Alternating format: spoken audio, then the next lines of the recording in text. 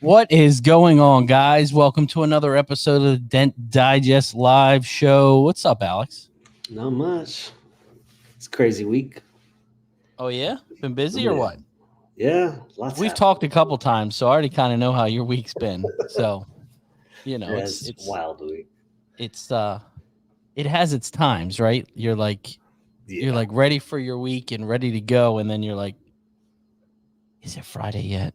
You know what I mean? Like you're just Right. ready for the week to be done. I get it because it's been one of those weeks for me too. So it's been one of the, it's crazy is like my business has changed so much in the last couple of years that I find myself to really not be able to get like my work done until like 11 or 12.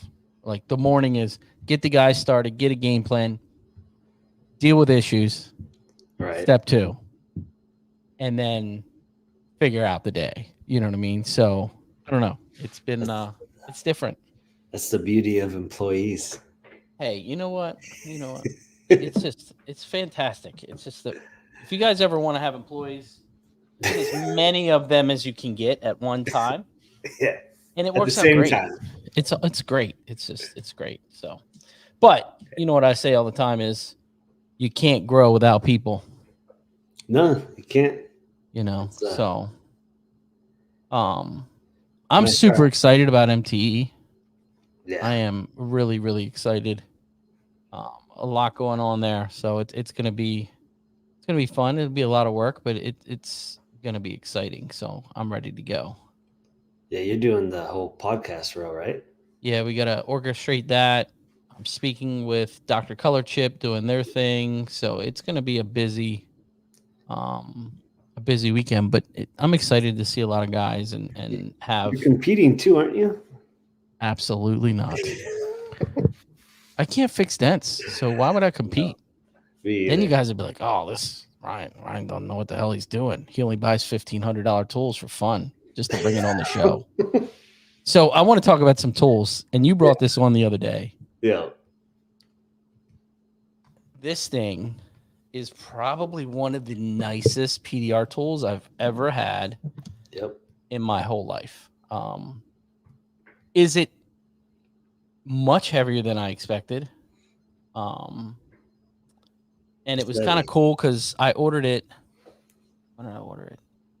Monday morning, and then Tuesday morning Jonathan called me at it was 6 a.m. here. Yeah. So we talked for like an hour and just kind of telling me the history about it and how many revisions they've had and who's been involved. But man, this thing is sick, dude. I can't wait. I could have used it today on this. I've got like a 96 Ford F100 door. And it would have been great, but the pure build quality of this thing it's badass, dude. Yeah. I mean, even if I never use this thing and it just hangs up in the shop, they killed it. They did. Every single inch of this thing. Like sometimes you'll get stuff and you're like, okay, cool. Like Metal Medic makes some fantastic stuff. You know. You ever use a K-beam? Yeah. And just use that when you're going to use a K-beam, but you can do tension at the same time. And he's actually coming out with even longer bars for this. Yeah. Like I think he already has one for like big sprinter vans.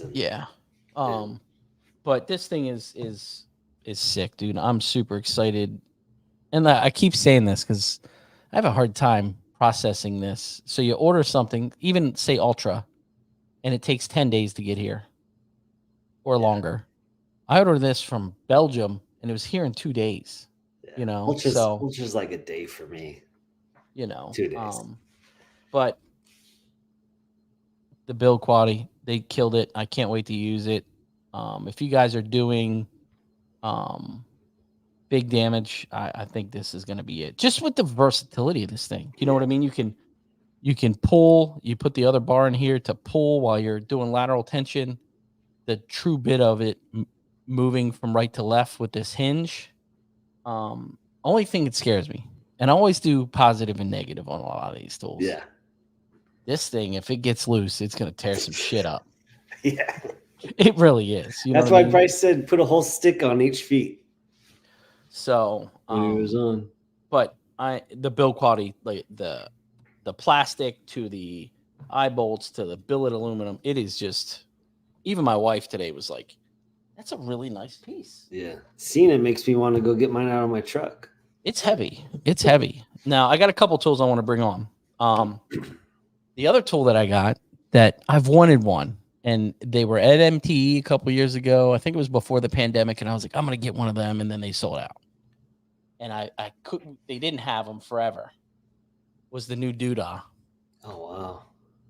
So, granted, I have a Jaybird, and Jaybird was probably one of my top, it was one of my top few tools of this year, but I've always wanted one of these. They've changed this a little bit from the original. It's a longer handle, and I believe this is a little longer. Yeah. It's just heavy as shit, too. It is.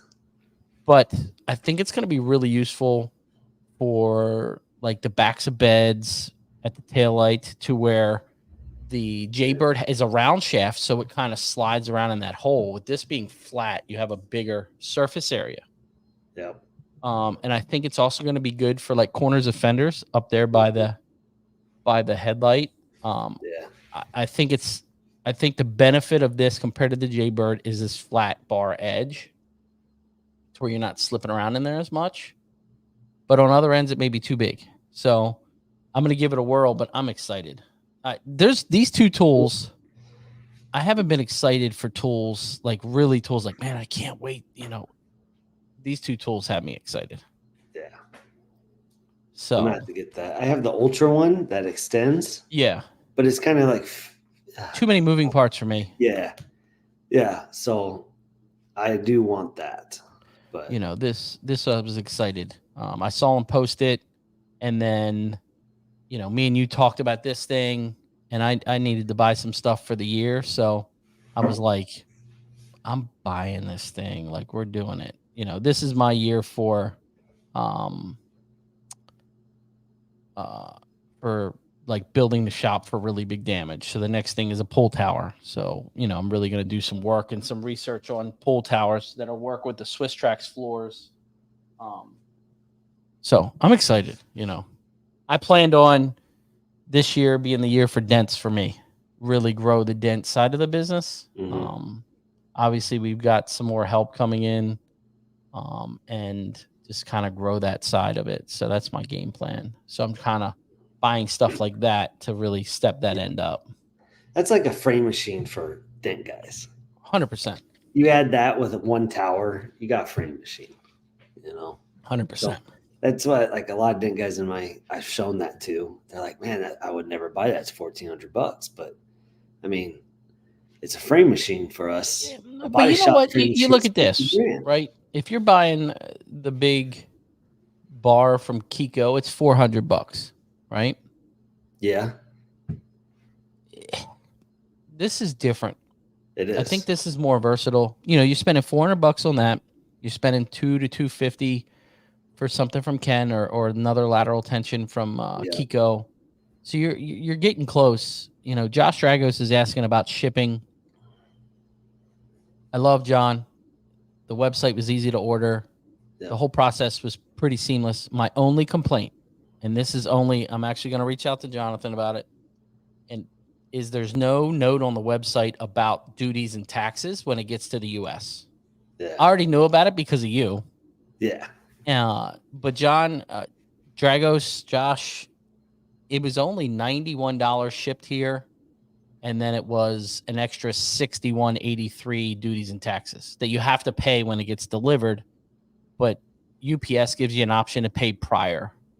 So I just paid prior and they just dropped it. So it's really not that bad. Certainly for 2 days. I mean, damn, it's heavy. This isn't something that's light. So it's really not that bad. You'll be 15, almost $1,600 in the whole thing. So he's coming out with different tabs. He's got a whole bunch of stuff planned. Me and John talk for, I think we talked for like an hour and 15 minutes. I knew he was coming out with different feet for it.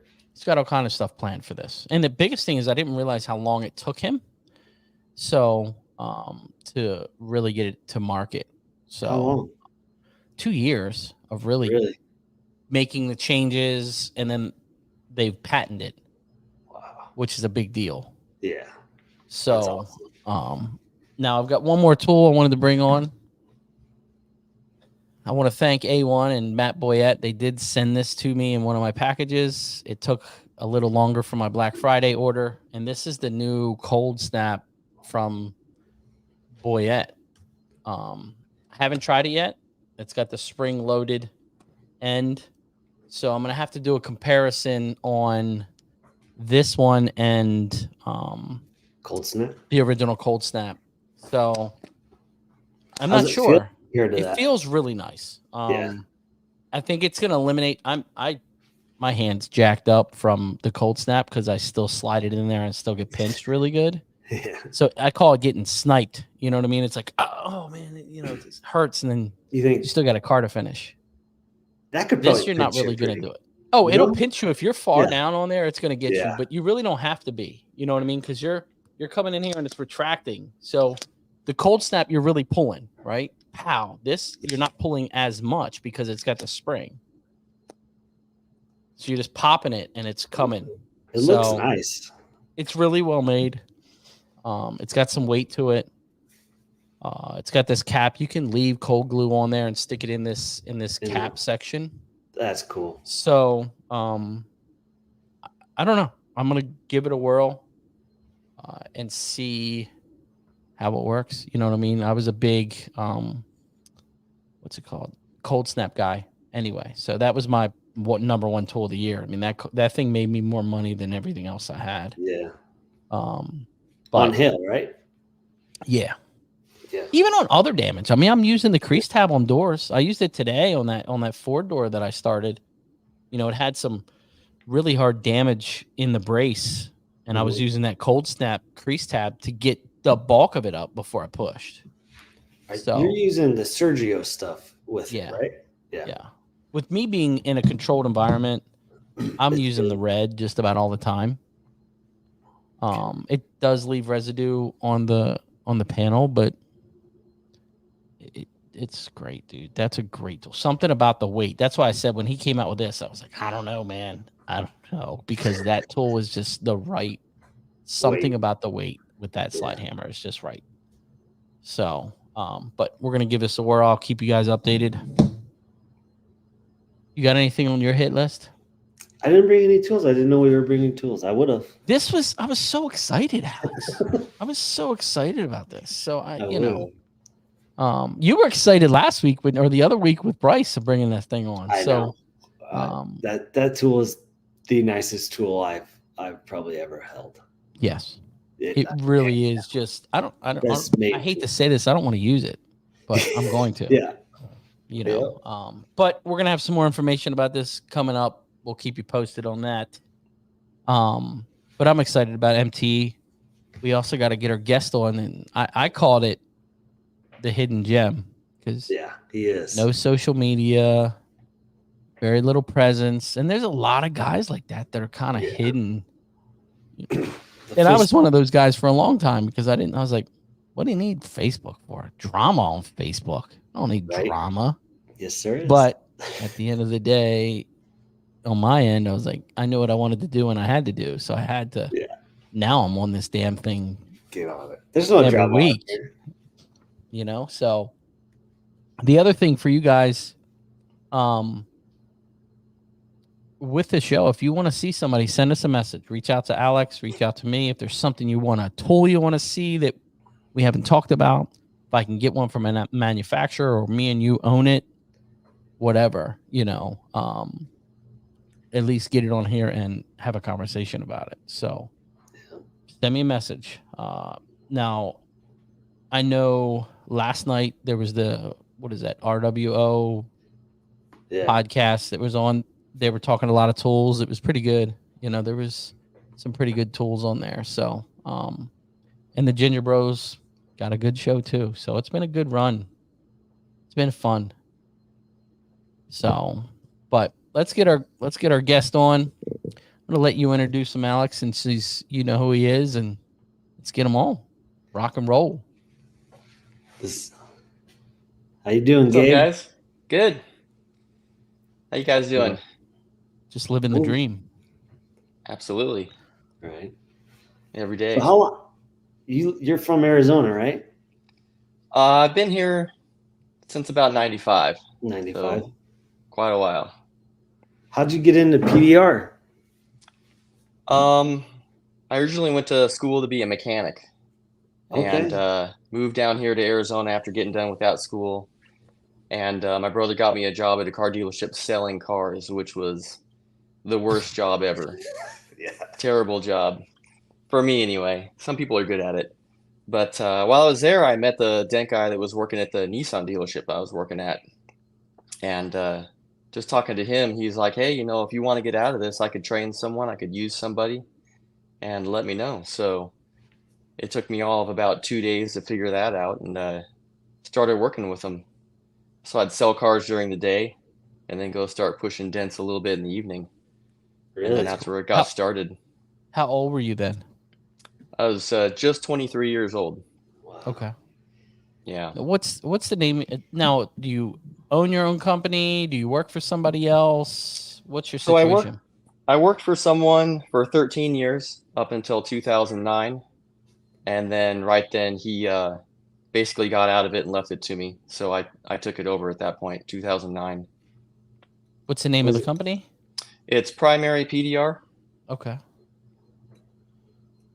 Now, are you mostly wholesale, retail, body shop? What's your... I used to have a pretty good mix of everything. But the dealership I do work for now, the dealer group I do work for now, it's basically taken me over. So now it's pretty much mostly wholesale with a little bit of body shop mixed in there. Okay. I do a few retail jobs here and there, but only when I have time, which is pretty much weekends. Yeah. Yeah.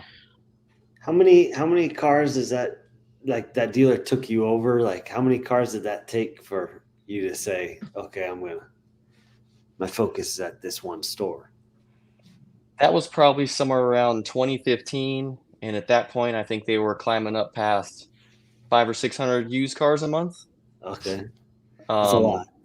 Yeah. And that was at that one location. They had a second location that was going up around 300 cars a month used. So between those two was about 800 or 900 cars a month. Wow. But now, is it just you? Up until 2015, it was just me. And then at that point is when I was working so many Saturdays, I absolutely needed some help. So I got another guy. Okay. So it's just you and another guy. It's me and one other guy. And then they opened up another dealership and a reconditioning center. And at that point, I had to hire a couple more. So I actually got, right now, I was up to 4 guys plus myself. Now I'm just down to 3 guys and myself. Changes the dynamic, right? It does. It does. It adds new challenges. Being an independent solo guy is one thing. Being a guy with 2 or 3 different people that you have to train, maintain, it definitely adds a whole nother dynamic to the whole thing. More stress, for sure. Yeah. To say the least. I'll never forget Dave. You know Dave Shutt, right? Yes, Ryan, I've met him a couple times. Yeah. You know him, right? I don't Big know. Dent Dave. I don't know who you're talking about. Okay, yeah. So, when I first met him, I was like, man, I don't know any dent guys. Like, I'm just a lonely dent guy. And he's like, that's not always a bad thing. And I always remember that. Like, the days I was just a dent guy going to a store, making money, going home. Right. Yeah. Now Stay small Yeah. and keep it all, right? I had like no worries, Yeah. No stress. Just had to worry about yourself and that's it. Right. I say all the time, I think I made more money. It was just me and Shane in a truck. Right? You look at it, you're like, I think I made more money by myself. Yeah. But it's not as fun, right? You don't get gray hair that way. So Yeah. Right. Yes. I've definitely gotten gray hair. I have too. First time I met Gabe, he helped me at my Hurt store. One of my Hurt store. I was struggling to get guys to help me. And there's like a softball dent and a rail. And he's like, I asked him if he wanted to do that. 3 hours later, I was like, who is this guy? Because it was like glass. I was just like, dude, where's why are you on social media or all that? And he's just a hidden gem. Yeah. Do you like to keep it that way? Just kind of keep it small and out of all the world? You know what? It just I think it all just crept up on me so fast with the social media. By the time I basically, I work from, leave the house at 6:30 in the morning every day and don't get home till 6:30, 7 o'clock every night. And, a lot of Saturdays mixed in there. And just keeping my dealer group and the people around me happy takes all that time. So as far as social media, I would imagine if I got more into retail, I would have to reach out and do some of that stuff for sure. Yeah. But I just, with what I have around me right now, I just haven't had time to get real involved in that. Yeah. And nothing wrong with that. No. You'd kill it either way, though. Whatever you wanted to do. Yeah. I was like, when you did that reel, I was like, who is this guy? Because I was shocked. You remember that? Yeah, that was the first day we worked together. Yeah. Yeah. Absolutely. Yeah, you showed me a hood and you're like, "Can you fix that?" And I was like, "Yeah, I can fix that." And you kind of looked at me like, "All right, let's see this." Yeah. So, yeah. You did. A couple hours later, I was like, "What do you think?" And you're like, "That's perfect." You're like, "Let's go." And then I asked him if he wanted to take it over. Yeah, I was like, "Oh, I don't know about that." Now, there was a post that I did on Facebook today, and Andy Patrick was in there, and he was asking, what do you think is the best avenue to grow your business? Is it ads? Is it Facebook? Is it word of mouth? What's the best way to get business through the door? What is your take on that? My take on obviously that? you don't do a whole lot of retail, but you still have the concept of old school ways of getting business instead of the new school ways. Yeah, for me, it's always just straight up in word of mouth. Time behind, time doing it. So I've got people that still call me today that started calling me probably 15, 18 years ago. And, they'll only call me like once a year, once every 2 years when they need it. Mm-hmm. But I still have some of those people out there. And just the more time that you spend doing this and you stay reliable and, answer your phone every time they call, you just get those people keep coming back. It's got to keep them happy. Just like your dealership's got to keep them happy. Yeah. So you just build sometimes them up that's that way. difficult. Dealers are sometimes difficult. You know what I mean? Dealers are very difficult. Yes. Certain ones. You can't beat. Sorry, Ryan. No, go for it. You're good. You can't beat like word of mouth being in a market for 10 years or 15 years. Like that word of mouth, like, the best dent guy could come into your market and be like, why is this guy so busy? Even if I'm not as good, but treat people right. It's better to, if you're a people person, sometimes that goes farther than being the best dent guy. Yeah. Right. Yeah. Yeah. The guy that trained me initially was more of he was the kind of guy who's a people person. He could tell, he knew every single joke in the book. So he'd walk in, immediately lighten the mood with that, and then be like, all right, what do we got? What am I fixing today? And he was a good dent guy, definitely not the best guy around, but he kept all of his clientele Very happy. by being, having a good personality, being a happy person all the time, and making people happy that way too. It's all about building relationships at the end of the day, no matter where you are, retail, wholesale, dealership. I mean, Alex was here and he saw it. I walk into places and it's like everybody wants to say hi. You talk to them, you hang out, what's going on. It's crazy, and I was trying to explain this. I had someone call me after that post today and I was trying to explain it to him. He's like, I don't understand. What do you mean by word of mouth? And I was like, building relationships. Make every single person that reaches out to you feel like they're the only customer that you have. Like that Alex calls me for a dent, you're it. Like, yeah, let's get you taken care of. Don't stress it. Working through their problem for them. And what was crazy is today I got a call from one of the body shops that I don't service. I have a competitor that services it.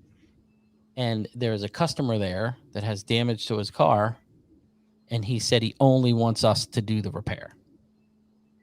And I just thought that was cool that I have a customer of mine that got referred to a body shop because he's got some other damage to the vehicle. It was damage to the lift gate. It was hitting the rear. And it was just cool that he said, this is the only company, gave him my card. This is the only company that I want to do the repair. And they called and we went over there and did the repair. But that's not just one way that you can get accounts, but it got me in front of them saying, hey, we're still here. I just don't cold call anymore. I don't go knock on doors a whole lot. But it was just cool to have a customer. I don't even know who the customer is. They were telling me the customer's name. I'm like, I don't know, so, but it was cool to get that opportunity after I made that post today. And I was like, God damn, this is a perfect example of word of mouth and building relationships. So the biggest thing is go in and meet everybody. I'm sure, Gabe, the wash guy, most of the sales guys, Oh, yeah. Yeah. Yeah, absolutely. Most of the time now we do work at the recon center. They've moved us over to there. But I went back and I had to buy a new truck earlier this year at the actual dealership that I do the work for. And as soon as I go in there, it took me probably 15 minutes just to say hi to everybody that I hadn't seen in, a couple of years. Mm-hmm. And talk to everybody and see what's going on and, finally settle into what I got there for to do, but yeah, building all those relationships with those people in those dealerships, and all these dealerships talk to each other and it can spread out from there. Yeah. So that's definitely very important, And Josh Dragos is saying, I think most of us overthink the conversations. And that's probably a lot of guys' biggest problem. When you get in there, just have a man-to-man conversation. Talk hockey, talk football, talk golfing. I'm big on reading the room.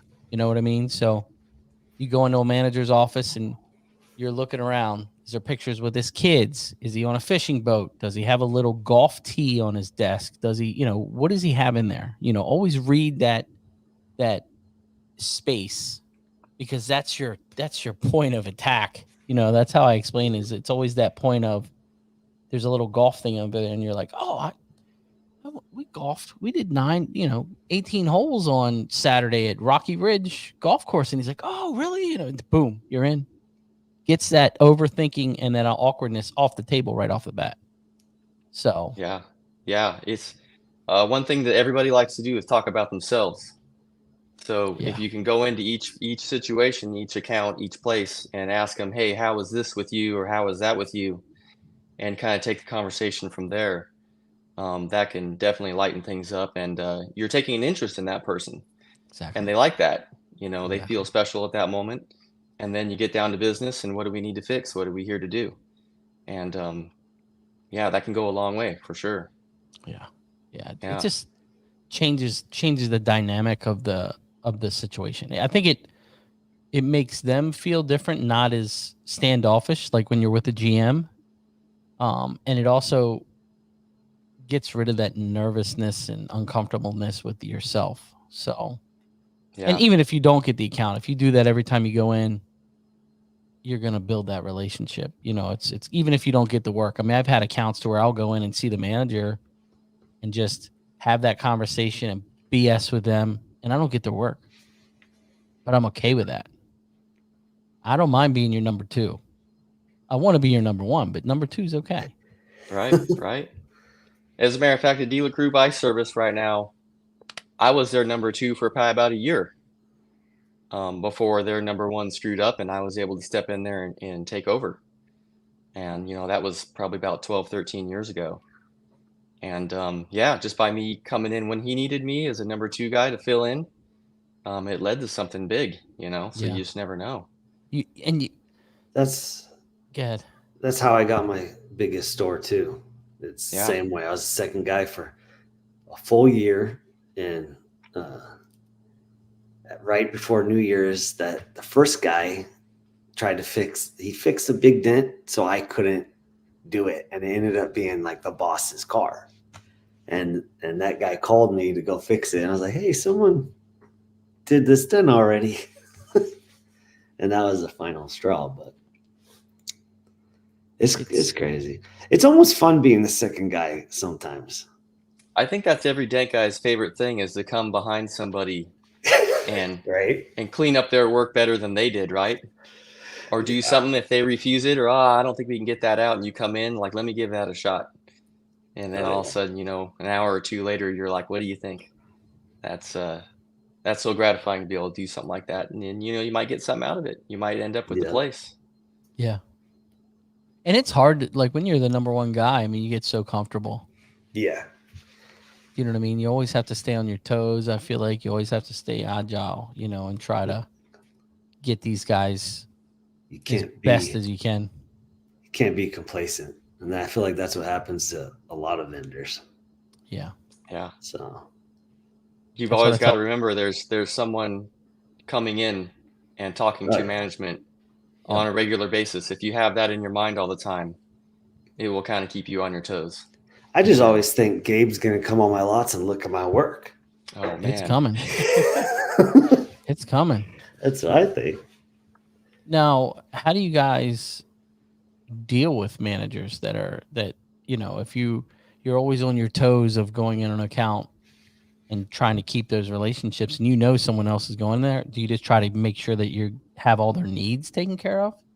How do you manage that situation? Absolutely. I would say, first of all, answer the phone every time they call. Never blow off a phone call. You always got to be available. Always be the person that they want to see. You don't want to be that guy that's like, oh, there's Gabe again. I don't want to deal with him right now. He had an attitude last time I saw him or whatever. So you always want to come in and be in a good mood. Be that person they want to see.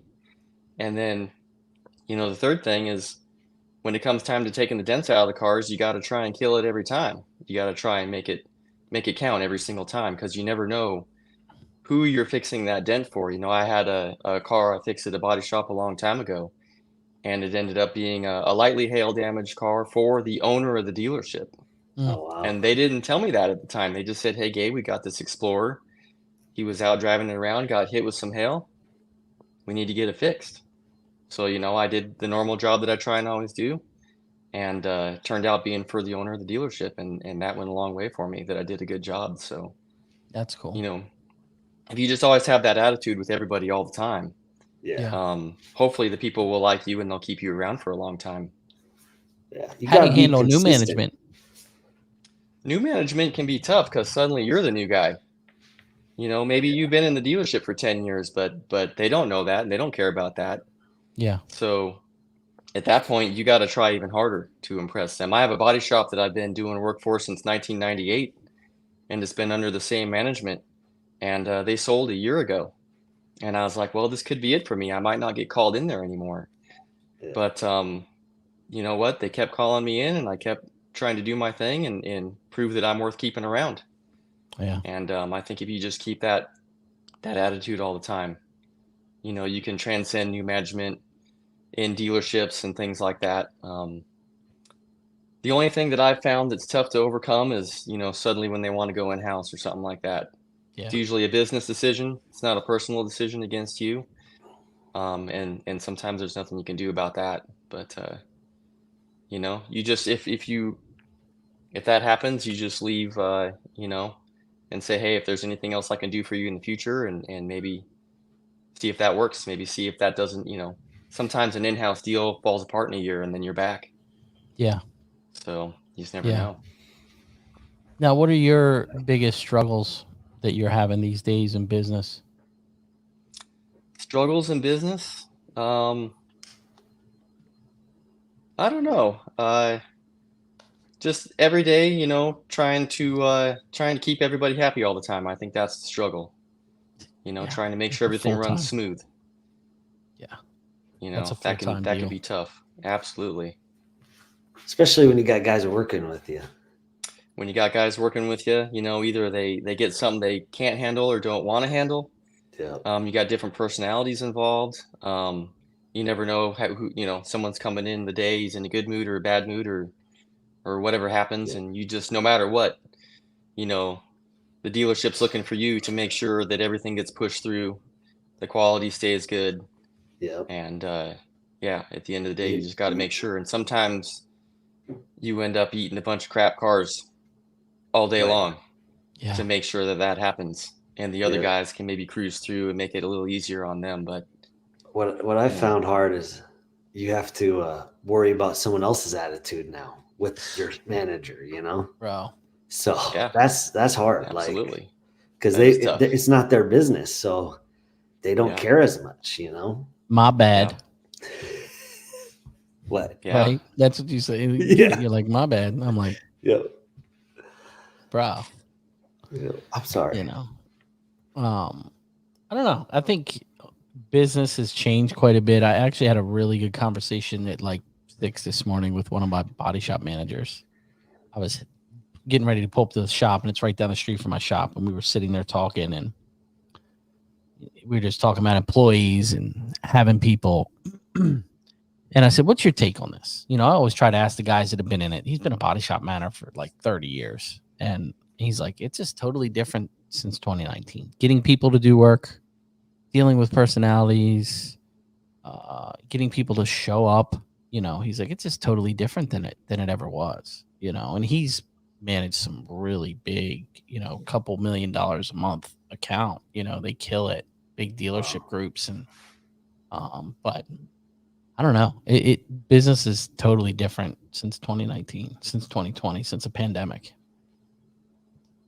Yeah, especially in body shops. They're having it's a struggle for them just to find people to come in and do the work. A lot of places I go in, they're like, hey, if you know a body guy, send them my way, please. Every day. Every day. We see that all the time. Yeah, it's tough.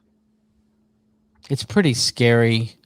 Even in our business, I feel like up to the pandemic, there were a lot of young guys getting into this business, a lot of new techs getting in. I feel like it's really kind of slowed back down a little bit. The body shops, I mean, I judge like the Skills USA from Maryland, like their body shop competition. And there was 6 kids there, like 6 kids for the whole state. You know what I mean? I mean, the body shop industry is in big trouble. Yeah. Well, Definitely. did you see that? I know, as I say, I know in Phoenix, we had that big hailstorm back in 2010. Yeah. And I know a lot of body men left the industry then to go over to the PDR side. Yep. So that didn't help them out either. Did you see at SEMA that robot that was doing Bondo and sanding? Oh yeah. That was crazy. Yeah. Did you see that, Gabe? I didn't see that. No. It's an crazy. AI robot spreading Bondo and sanding. Oh my gosh. Yeah, look it up on YouTube. It's I'll have crazy. to check that out. Yeah. AI is crazy. I mean, I don't see how they could be a dent guy, No. Too many variables. Yeah. Yeah. Well, they already have the hail estimating machines, right? The semi trucks with the hail estimators in the back. So they can That's do that crazy. part, but actually getting in there and taking the dents out, I think, like you say, there's too many variables with braces, Yeah. and every car is different. So, what are your go-to tools? probably number one tool for doors for sure is PDR Finesse. I got one of their indexable handle.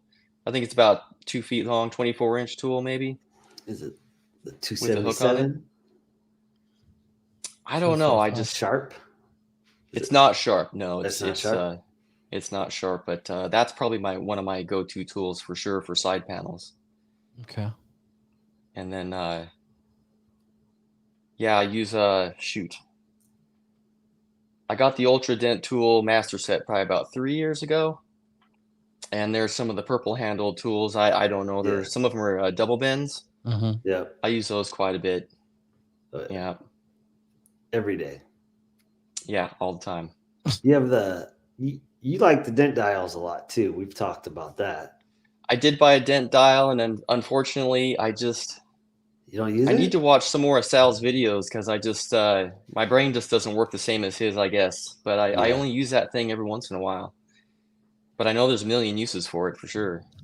Yeah. That fender I was working on today, it saved me because I was able to get it all the way to the edge. That's how I fixed the edge. Okay, you dent dialed that on the edge? The 24, yeah. Okay. So I had a curve in it, but then the rest was straight, and I was able to get it all the way to the edge. And I put like that. Have you ever used the Glexo Magic? No, I haven't. You should buy it. It's like $110, but I was gonna say after watching you guys' show for a little while, I'm gonna get gear acquisition syndrome. I'm gonna start. Yeah, it's a lot of these guys complain because they're always like, "Man, you're making me spend more money," and I'm like, "Oh, it's good stuff, man." You know, I'm gonna have to get a trailer to tow behind my truck for all my tools. If I keep going like Alex. Yeah, if I could put it in a Tacoma, you can put it in your truck. That's true. That's true. What do you use for a vehicle? I've got a Dodge Ram 1500. Okay. Yeah. Okay. Yeah. Oh, sorry. Glue and tabs. What are you using? Glue. Summertime, I just use the red glue.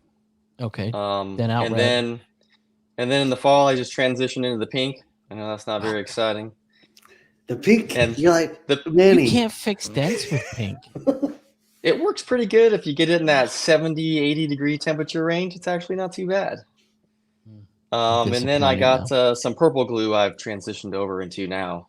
Okay. But tabs, what are those old blue dead center tabs? I've got a few of those hanging around still. Kiko dead centers. How are you? Now, my quick question. I don't mean to cut you off. I'm sorry.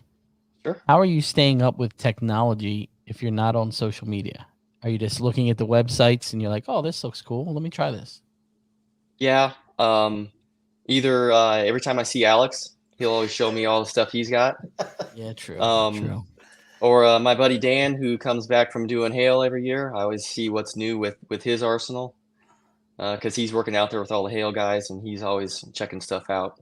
Mm-hmm. Or just going on the websites and seeing, hitting the what's new tab button and seeing what's out there. Yeah. But I subscribed to what was Mike Toledo's Dent Trainer. I had that for a while. Okay. And I'd see some of his reviews on tools and things like that as well. That's cool. But he talks about a lot of tools. Yeah. Yeah. I'll tell you, I'm probably a few years behind you guys on tools, I'm sure. I mean, there's the problem with tools is it's evolved so much.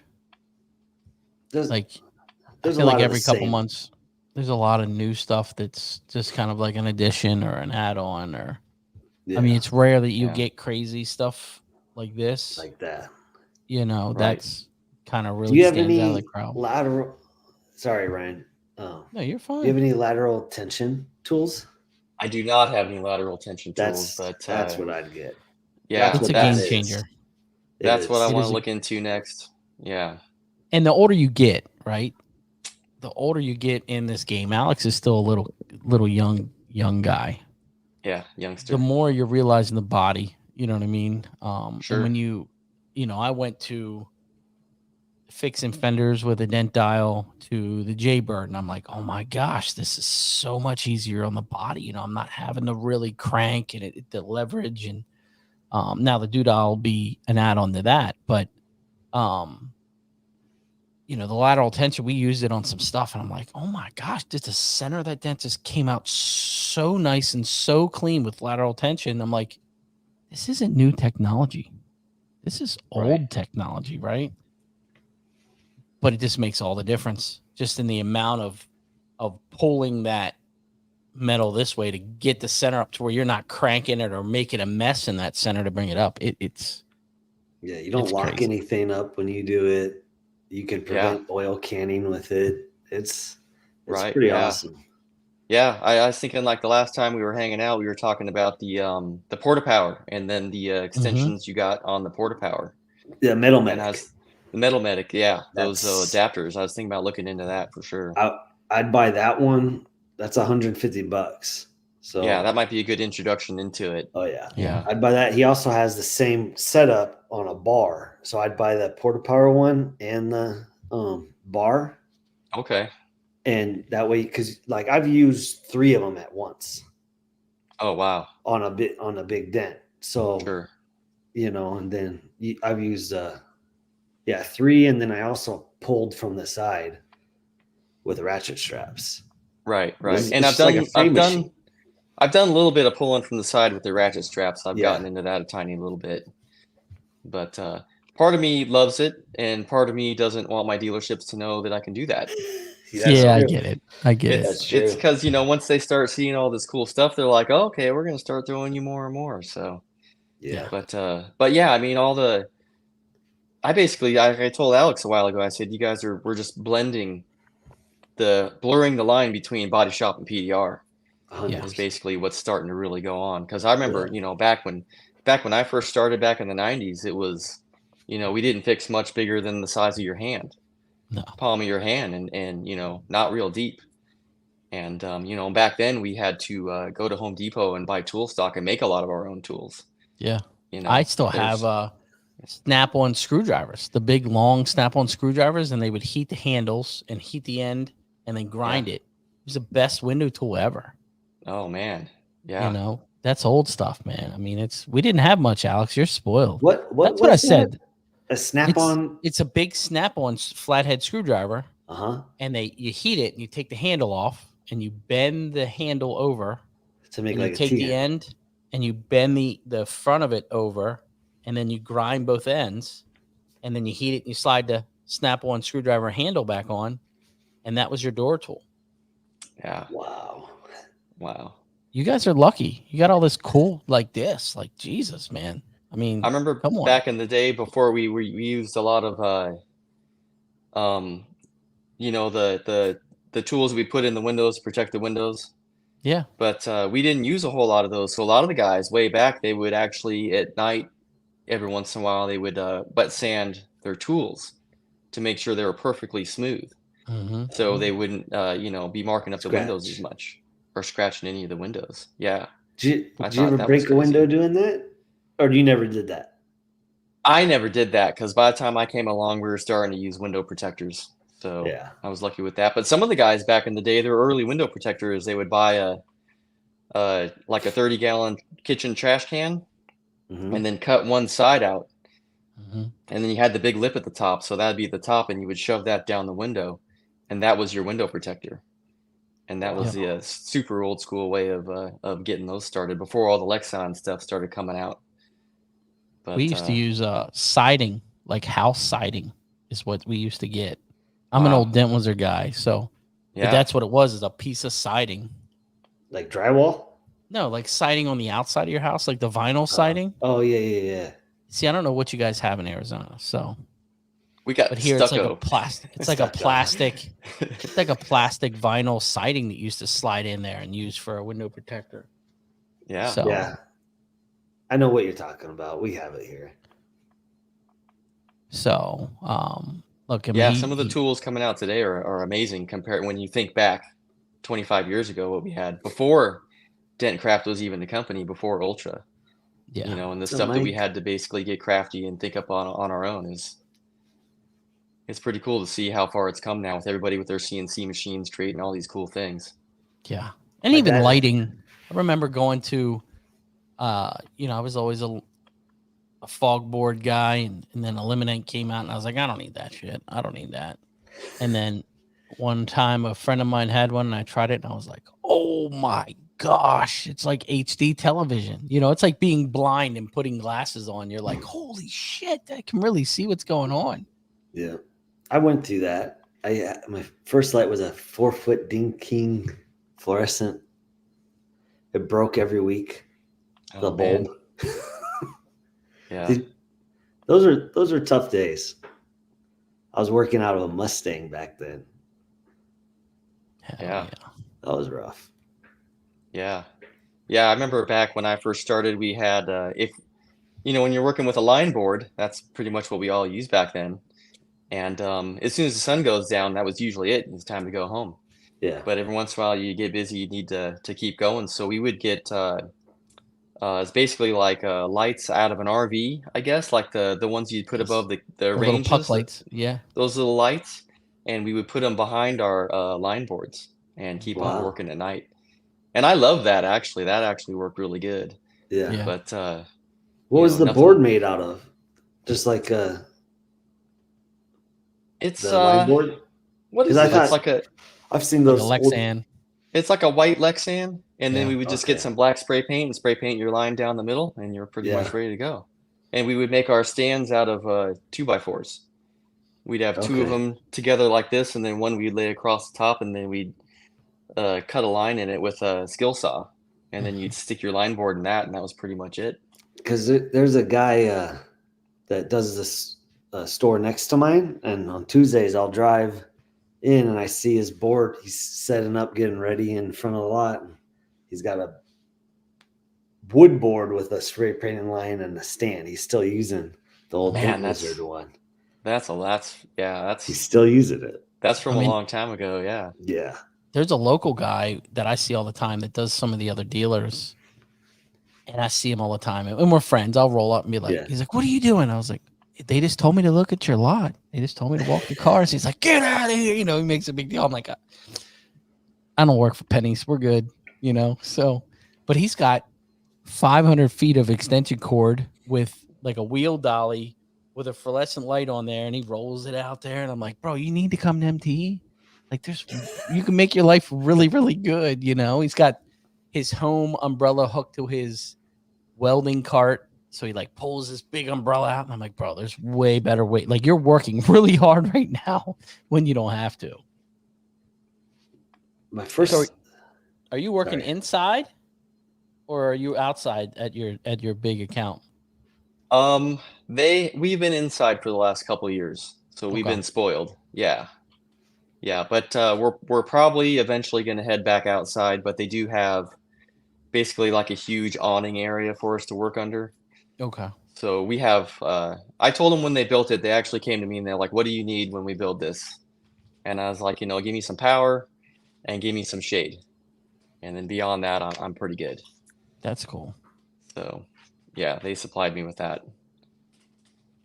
It's a What's pretty the big area where you guys work.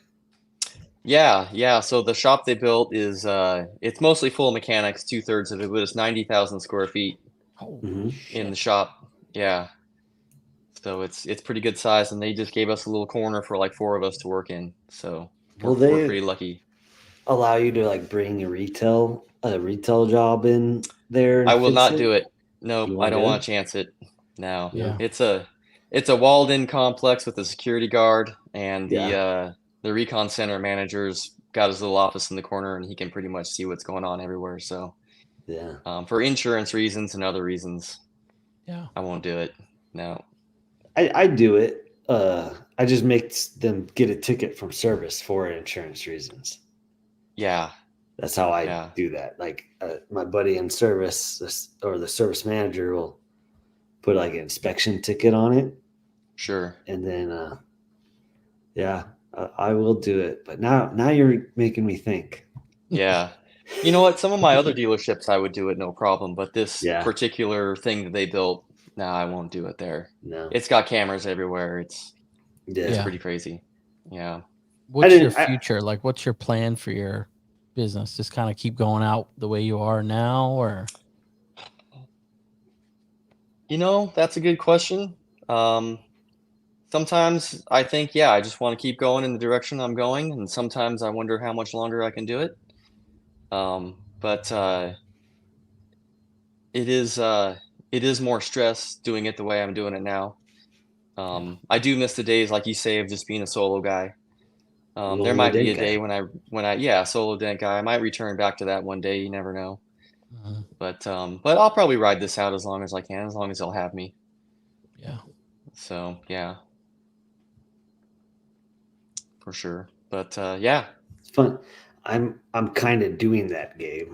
My main guy, Michael, I'm giving him 3 of my stores that I've done for like 10 years, starting in January, and then we're going to share one store.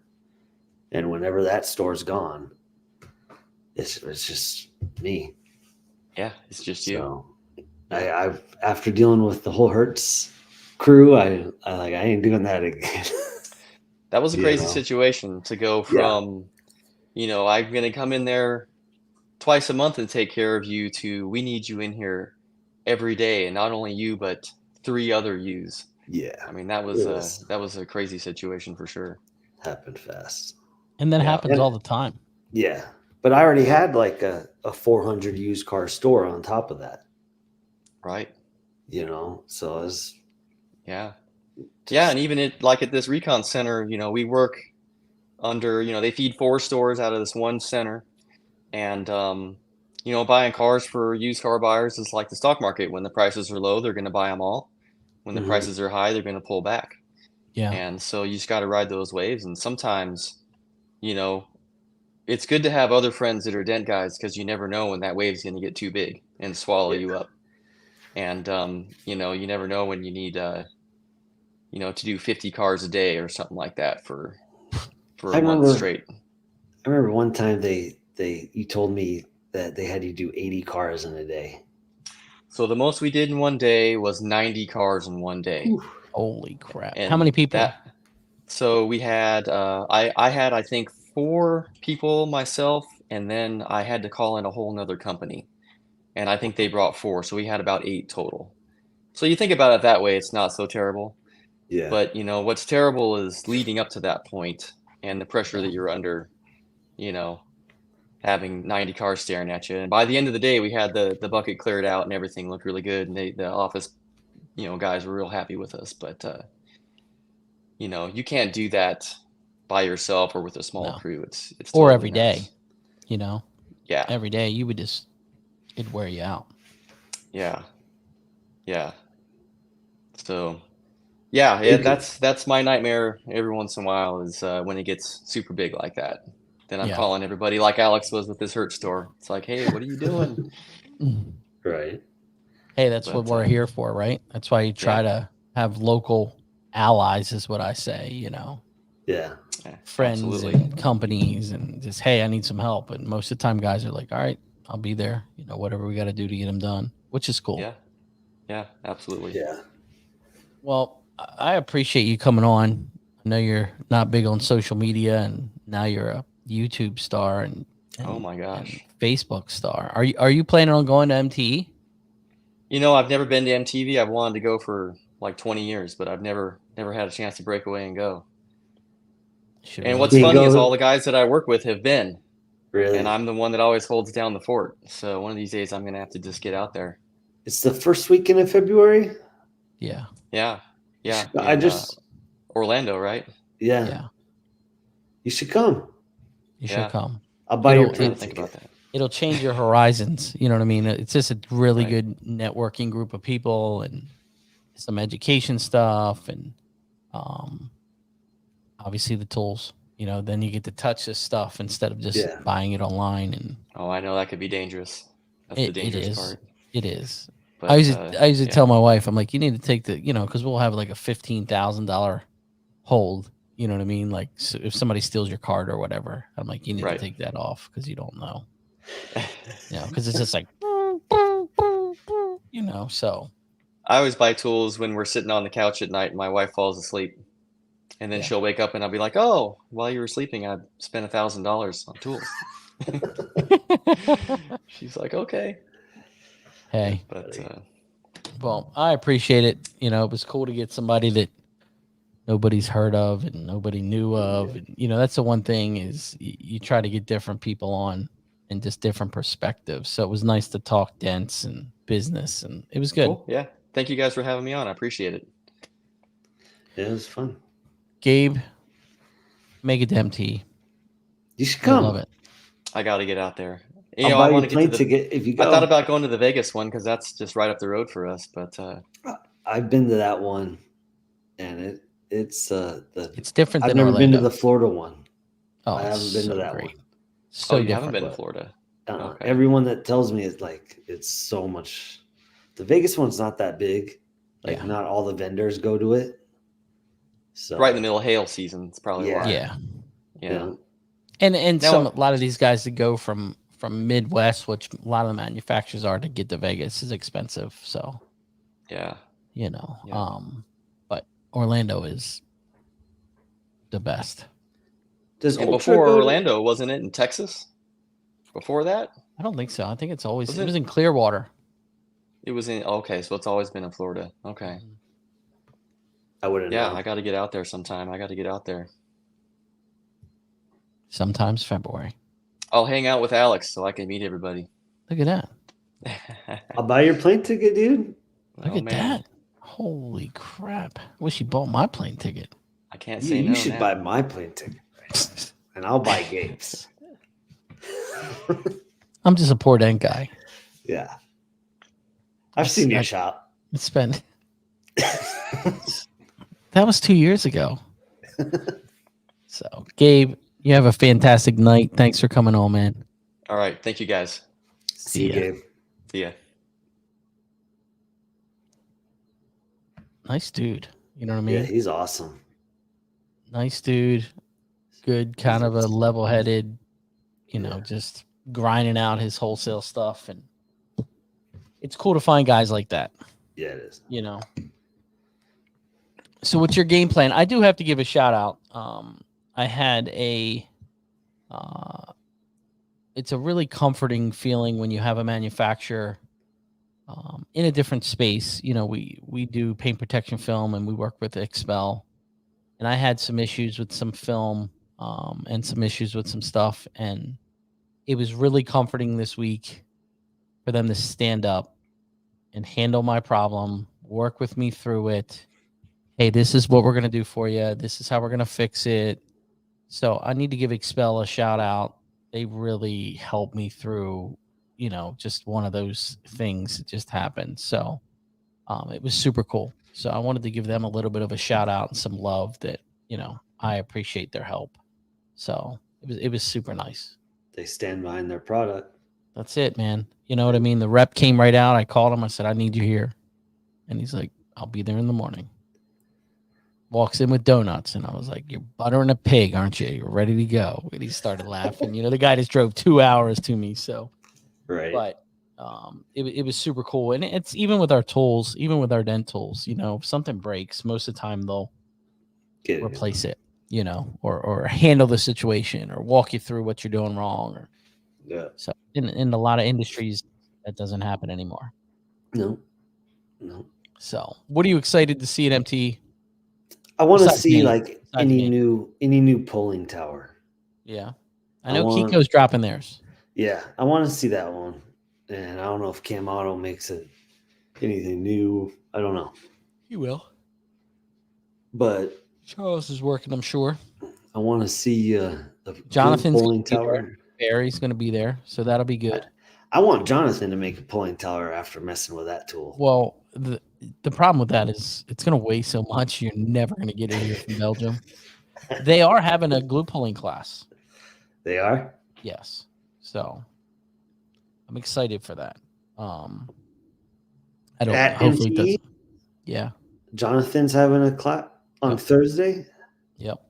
Okay. I didn't buy it. I'm going to sneak into that one. You're going to sneak in.